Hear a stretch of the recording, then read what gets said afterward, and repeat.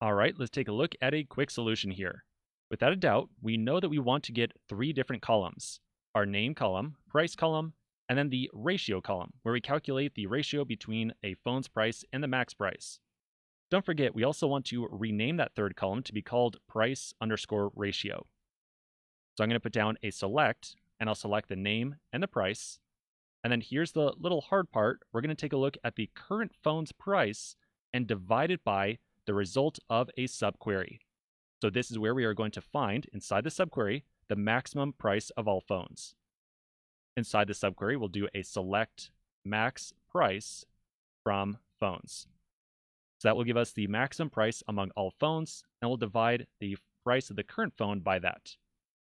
Let's also not forget, at the end of this little expression right here, we also want to rename this column to be called price ratio. So I'll put in an as price ratio. And then finally, we'll do a from phones to make sure that we run the select for every different phone.